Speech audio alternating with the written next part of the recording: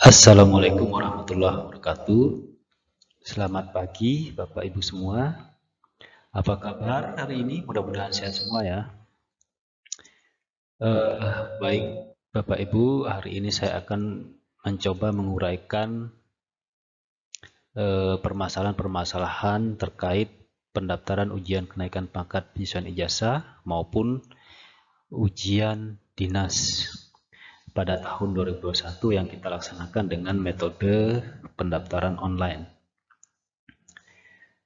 Saya merangkum beberapa pertanyaan-pertanyaan yang disampaikan kepada kami, dan ini merupakan permasalahan umum yang mungkin dihadapi oleh Bapak Ibu semua. Mudah-mudahan pada hari ini saya bisa sedikit memberikan informasi untuk mengurai permasalahan yang terjadi. Ya, baik, saya buka ya. Yang pertama, di sini ada 10 permasalahan yang saya catat, dan ini mungkin tidak terangkum semua karena keterbatasan kami, tetapi barangkali dari 10 ini bisa sedikit membantu Bapak Ibu untuk menjawab pertanyaan-pertanyaan yang sudah disampaikan kepada kami. Yang pertama adalah ada juga nih yang menyampaikan ketika mendaftar aplikasi error gitu. Errornya kodenya 500 seperti ini. Kemudian yang kedua, bagaimana jika salah upload? Apakah bisa dihapus oleh pendaftar atau harus admin? Yang ketiga, jika tidak ada izin belajar, isi data seperti apa, kemudian upload data, apa yang diupload karena tidak ada izin belajar toh. Nah, kemudian legalisir dokumen siapa sih sebenarnya? Nah, memang ada beberapa pertanyaan seperti ini. Yang kelima, surat izin belajar, surat keterangan belajar, surat keterangan memiliki ijazah dikecualikan bagi yang lulus kuliah sebelum diangkat menjadi CPNS. Nah, ini banyak sekali teman-teman bertanya karena kalimat ini juga multi tafsir barangkali bagi yang belum mengetahui, tapi nanti akan saya jelaskan maksudnya seperti apa. Kemudian bagaimana sih input foto di aplikasi pendaftaran? Ini ya. Yang ketujuh, rekomendasi ditandatangani oleh siapa? Apakah oleh Kepala OPD, apakah oleh PLT atau harus eselon 2? Nah, itu. Yang kedelapan, pendidikan yang ditulis pada biodata apakah pendidikan saat ini atau pendidikan terakhir? Pendidikan terakhir ya. Yang kesembilan, nota dinas. Nah, ini juga banyak nih yang bertanya, nota dinas itu seperti apa? Nah, ini akan saya sampaikan nota dinas nantinya yang harus kita upload ke dalam dokumen. Yang terakhir, akreditasi perguruan tinggi dan profil mahasiswa itu seperti apa. Nah, ini saya coba akan urai di slide berikutnya. Baik, penjelasan pertama, aplikasi server Aero 500 itu, ya, ini kemarin terjadi pada salah satu pendaftar yang menyampaikan kepada kita, apa sih penyebab kode seperti ini? Nah, ini kemarin berdasarkan penjelasan dari tim Diskominfo bahwa error 500 ini disebabkan oleh data PNS yang bersangkutan ternyata belum diinput ke dalam Simpak dan datanya masih kosong ternyata. Makanya aplikasinya menunjukkan error, dan ini merupakan informasi ya sebenarnya buat para pendaftar atau para PNS agar segera menginput datanya ke dalam Simpak. Kemudian yang kedua, jika salah upload seperti apa? Apakah bisa dihapus oleh pendaftar atau harus admin yang menghapus? Nah, ini juga beberapa orang bertanya kepada kami. Ada dua kemungkinan yang terjadi seperti ini. Jika di dalam proses pendaftaran belum terkirim ya, masih proses mengupload data, maka Bapak Ibu bisa menghapus sendiri data yang sudah diupload itu, karena memang sudah disediakan tombol untuk menghapus kesalahan itu. Tetapi jika sudah terkirim atau sudah terregister, ke panitia, maka Bapak Ibu harus melaporkan kepada panitia agar data itu segera dihapus dan Bapak Ibu bisa mendaftar kembali. Jadi Bapak Ibu segera lapor kepada tim BKPSDM agar bisa dihapus supaya Bapak Ibu mendaftar lagi seperti semula. Jadi tidak perlu terlalu khawatir, segera saja lapor kepada tim BKPSDM. Kemudian yang ketiga, jika tidak ada izin belajar, isi data seperti apa dan apa sih yang harus diupload? Nah, ini yang juga bingung teman-teman ini. Jadi gini, upload data izin belajar ini ada dua kelompok untuk ujian dinas dan ujian PI. Yang ujian dinas pasti tidak memiliki izin belajar karena pendidikannya memang rata-rata sudah SMA atau SMP atau D1, D2 dan D3. Tetapi di aplikasi ternyata menunya masih ada disediakan ya untuk diisi. Nah, untuk yang ujian dinas tidak perlu khawatir, cukup dikasih tanda centang saja. Di biodata itu kasih tanda centang, yang penting terisi pada aplikasi dan itu bisa disimpan, itu tidak masalah. Tapi tidak ada kewajiban untuk mengupload izin belajar karena di ujian dinas tidak kami siapkan itu. Kemudian yang kedua, bagi yang PI. Nah, PI ini memang sebagian tidak punya izin belajar karena ada mungkin ya teman-teman yang lulus kuliahnya sebelum diangkat menjadi CPNS. Nah, yang seperti ini di biodata juga dikosongin, cukup dikasih tanda centang, dan nanti pada upload data, Bapak Ibu cukup upload ijazah terakhir. Jadi izin belajar tidak ada, cukup ijazah saja yang diupload ke dalam aplikasi. Nah, itu sudah kami paham karena pasti tidak memiliki izin belajar. Nah, ini akan kami cek aja nanti keterkaitannya antara ijazah dan SKCPNS. Jadi ya cukup ya ijazahnya saja, tidak perlu dicari izin belajar atau surat keterangan lainnya. Oke?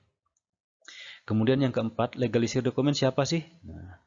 Nah, ini yang kami sampaikan bahwa untuk ijazah S1 atau legalisir ijazah S1 itu di perguruan tinggi, kemudian ijazah SMA atau sederajat itu nanti di sekolah masing-masing Bapak Ibu sebelumnya, waktu sekolah waktu itu ya.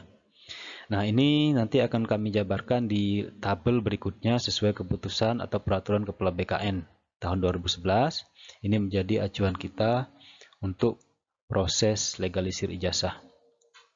Kemudian legalisir izin belajar itu di BKPSDM ya.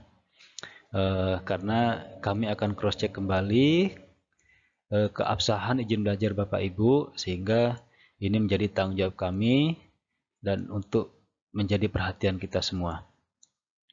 Kemudian legalisir SKCPNS, SKPNS dan SKP itu di perangkat daerah masing-masing. Oke, saya pikir cukup jelas untuk sampai nomor 4 ini. Kemudian yang kelima, surat izin belajar, surat keterangan memiliki ijazah, surat keterangan memiliki keterangan belajar itu dikecualikan bagi yang lulus kuliah sebelum diangkat menjadi CPNS. Nah, contoh misalnya si A lulus kuliah 1 Januari tahun 2020. Kemudian si A diangkat menjadi CPNS 31 Januari tahun 2010. Maksudnya di tahun yang sama ya, 2010. Kemudian CPNS-nya 2010.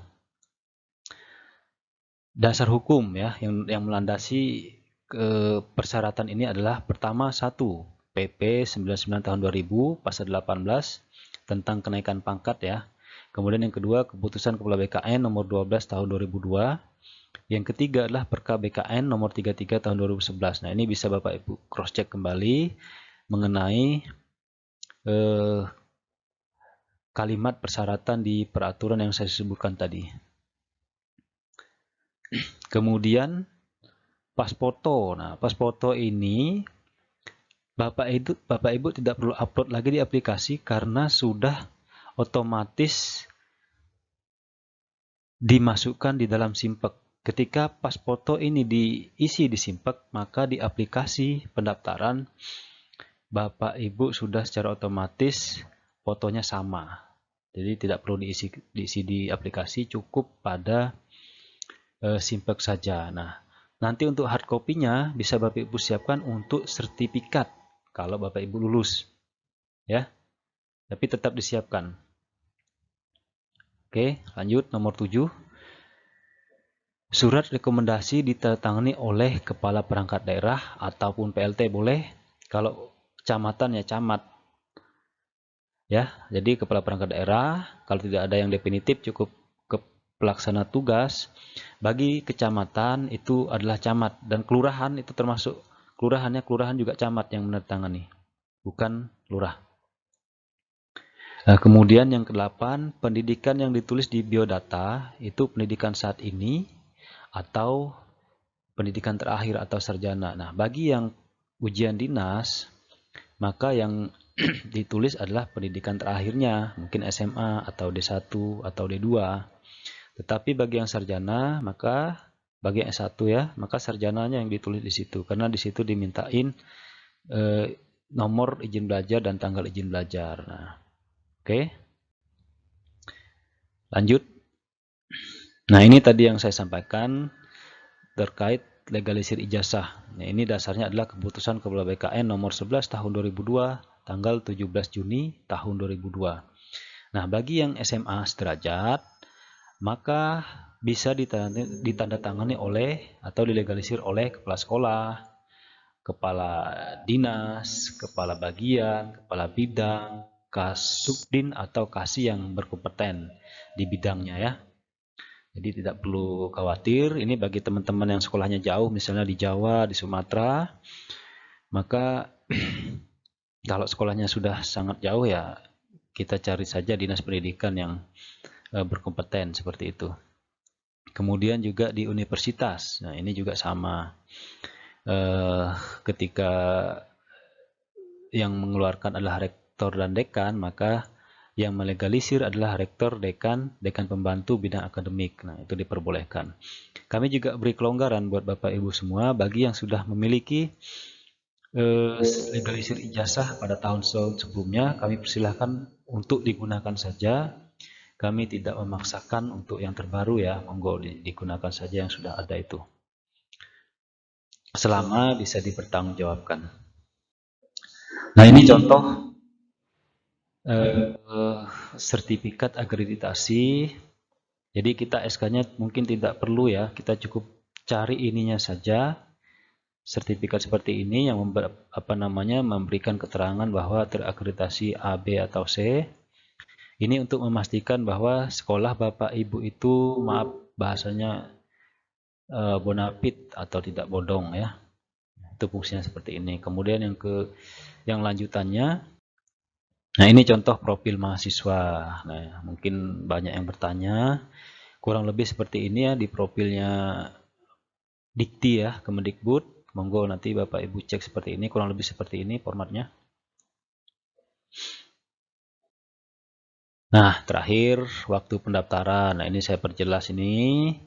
Waktu pendaftaran adalah sampai dengan dari 17 September sampai dengan 15 Oktober 2021 sampai dengan pukul 23.59 WITA. Nah, ini saya pikir cukup lama sehingga Bapak Ibu punya waktu yang cukup banyak untuk mengerjakan, untuk menyiapkan bahan-bahan yang harus diupload ke dalam aplikasi. Demikian yang bisa saya sampaikan, mudah-mudahan bermanfaat. Jangan lupa berusaha, kemudian like, subscribe, dan komen pada YouTube kami. Terima kasih. Assalamualaikum warahmatullahi wabarakatuh.